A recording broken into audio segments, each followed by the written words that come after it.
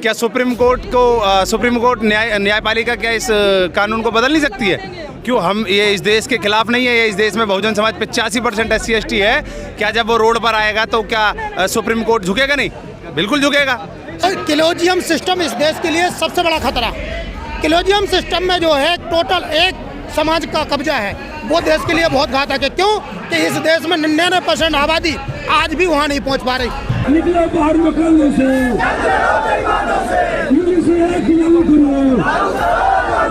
किसी ने अगर यहाँ ब्राह्मणवाद के खिलाफ उल्टा सीधा बोल दिया, उसके खिलाफ कार्रवाई पूरी करेंगे और यहीं से मारते हुए ले जाएंगे, चाहे केस हो जाए, SC/ST हो, वैसे कुछ भी लगता हो लग जाए।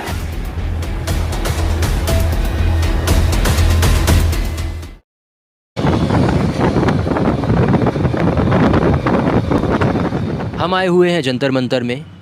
आज़ाद समाज पार्टी कांशीराम के आह्वान पर तमाम लोग यहाँ इकट्ठा हुए हैं और अपनी मौजूदगी दर्ज करा रहे हैं।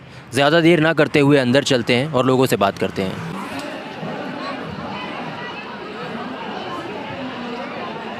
जो सवर्ण संगठन है उनका कहना है कि ये अन्याय है, ये रेगुलेशंस जो लागू हुए हैं। अब मान लीजिए अगर सुप्रीम कोर्ट ये कहती है कि ठीक बात है, अन्याय है और हम इनको निरस्त करते हैं, ये गाइडलाइंस लागू नहीं होंगी, तो फिर आपका क्या अगला कदम क्या होने वाला है? देखिए, हम कंटिन्यू रेगुलर इस प्रोटेस्ट को जारी रखेंगे, क्योंकि ऐसे तो कई कानून आए जो हमारे विपक्ष में थे। अगर उनसे डर जाएंगे, क्या सुप्रीम कोर्ट न्यायपालिका क्या इस कानून को बदल नहीं सकती है? क्यों हम ये इस देश के खिलाफ नहीं है? ये इस देश में बहुजन समाज 85% SC/ST है। क्या जब वो रोड पर आएगा तो क्या सुप्रीम कोर्ट झुकेगा नहीं? बिल्कुल झुकेगा। सुप्रीम कोर्ट किसके लिए? जनता के लिए, देश के लिए। और देश की जनता जब इसके लिए बोलेगी तो बिल्कुल सुप्रीम कोर्ट को बदलना पड़ेगा ये फैसला। और हमें विश्वास है, हमारे जो नेता हैं, भीम आर्मी चीफ आज़ाद समाज पार्टी के राष्ट्रीय अध्यक्ष चंद्रशेखर आज़ाद जी, मुझे पूरा विश्वास है उनके ऊपर कि वो इस प्रदर्शन को इस तरीके से एक बहुजन समाज का 85% जो है उसे जागरूक करके और रोड पर उतरने काम जब होगा और चंद्रशेखर आज़ाद जब हमारे साथ कंधे से कंधा मिला के जब चलेंगे और पूरे समाज भीम आर्मी के कार्यकर्ता जब रोड पर उतरेंगे तो शासन प्रशासन को, सुप्रीम कोर्ट को मानना पड़ेगा और इसको वापस लागू करना पड़ेगा। और UGC से वही डरेगा, UGC कानून से वही व्यक्ति डरेगा जो Bahujan Samaj SC/ST OBC backward के साथ, शेड्यूल कास्ट के साथ, शेड्यूल ट्राइब के साथ जो गलत करने का सोचेगा वो डरेगा।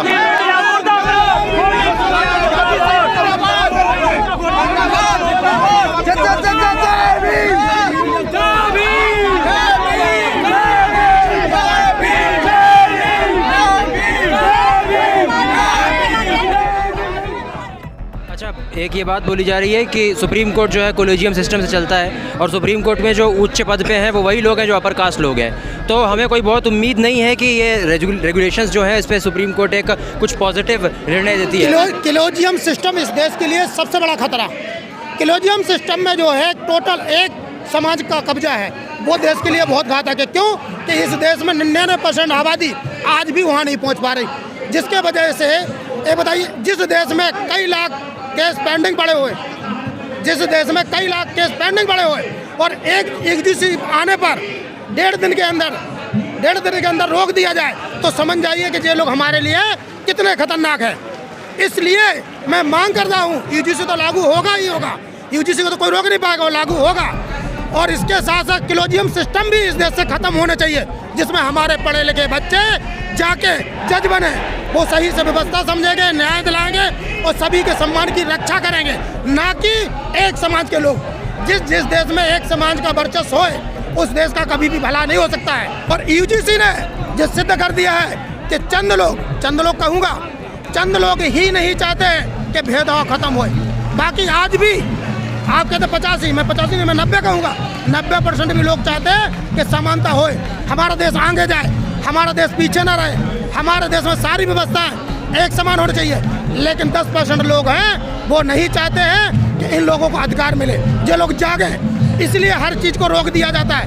उस रोकने के वजह से पूरा हमारा देश बहुत पीछे जा रहा है। निकलो बाहर मकानों से,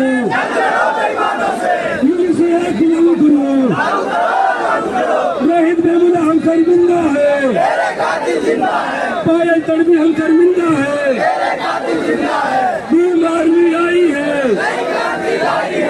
अभी कड़ी लड़ाई है। इस मुद्दे की आड़ में जो ब्राह्मणवाद के नारे लगाए जा रहे हैं, राजपूतों के खिलाफ उल्टा सीधा बोला जा रहा है। अभी 2 दिन पहले यहाँ पर प्रोटेस्ट हुआ कि ब्राह्मणों की कब्र खुदेगी। मैं उस चीज़ को देखने आया हूँ। यहाँ जौन सा भी, अगर मैं स्पेशल आया हूँ, आप चाहे रिकॉर्ड कर लो और मेरे पे भले ही नजर रख लेना, जिसने यहाँ ब्राह्मणों के खिलाफ उल्टा सीधा बोल दिया उसके खिलाफ कार्रवाई हम कर देंगे। जैसे एक बात बोली जा रही है कि हम किसी एक ब्राह्मण के खिलाफ नहीं है, ब्राह्मणवाद को एक सिस्टम मान रहे हैं कि एक सिस्टम है तो जो फिर अम्बेडकरवाद को हम सिस्टम मान लेते हैं। जैसे आप क्या समझते हैं अम्बेडकरवाद से? भाई अम्बेडकर आदमी बहुत ग्रेट आदमी है, लेकिन उनकी आड़ में ये जो लोग हैं अपनी जात पात की राजनीति चला रहे हैं ना, बस इस बात से दिक्कत है। तो जैसे ये जो बात बोल रहे हैं कि हम अगर इसमें लोकसभा में देखें, राज्यसभा में देखें, जुडिशरी में देखें और पूरी नौकरशाही ब्यूरोक्रेसी में देखें, उसमें अपर कास्ट लोग भरे हुए हैं और एक तरीके से सत्ता का जो पूरा कंट्रोल है वो अपर कास्ट के हाथ में, ब्राह्मण बनिया के हाथ में, इवन प्राइवेट सेक्टर में। तो आपको लगता है कि वो मतलब जस्टिफाइड है, वो न्यायपूर्ण है? देखो मैं इतना पढ़ा लिखा नहीं हूँ, मैं आपको बताऊँ, ठीक है ना, मैं राजनीति में घुसता हूँ ना, मैं न घुसना चाहता हूँ मैं, ठीक है। मेरे को सिर्फ जैसा सब लोग अपने धर्म के लिए खड़े, मैं आता नहीं यहाँ पर। एक बार पहले आया था जब जेएनयू डबली गैंग यहाँ पर आई थी, उनकी रेड मार के गया था। मैं यहाँ पर बस ये देखना चाहता हूँ, यहाँ पर कोई अगर किसी ने जाती वक्त ब्राह्मणों के खिलाफ उल्टा सीधा बोल दिया, उसके खिलाफ कार्रवाई करने आए। आप किसी राजनीतिक दल से जुड़े हुए हैं? मैं बजरंग दल से जुड़ा हुआ हूँ। अच्छा, बजरंग दल। तो आपका फिर क्या मतलब है, क्या पॉलिटिकल प्रोग्राम्स रहते हैं? कुछ नहीं भाई, हम तो साथ में साइड में खड़े हुए हैं। देखना है कि यहाँ पर बहुत अच्छे, हम भी जय भीम जय भीम जय भीम करेंगे, लेकिन किसी ने अगर यहाँ ब्राह्मणवाद के खिलाफ उल्टा सीधा बोल दिया, उसके खिलाफ कार्रवाई पूरी करेंगे और यहीं से मारते हुए ले जाएंगे, चाहे केस हो जाए, SC/ST हो, वैसे कुछ भी लगता हो लग जाए। यहाँ पे कुछ अलग राजनीतिक संगठन भी आए हुए हैं जो ये कह रहे हैं, मतलब बजरंग दल से और तमाम जैसे, जो कह रहे हैं कि हम ब्राह्मणवाद के विरोध में कुछ नहीं सुनेंगे। देखिए ना, हम इसमें समर्थन करते हैं और ना ही हमें सभी भगवान हमारे लिए बराबर हैं। और दूसरी बात रही बजरंग दल की बात, तो देखो बजरंग दल से हमारा कोई ना जाति दुश्मनी है ना कोई हमारी वो है। अगर वो हमारा समर्थन करेंगे तो वेलकम है, अगर वो जाएंगे तो भीड़ कम है। ना हमें उनके लिए समझते हैं हम, ना हम उनसे बात करना चाहते हैं।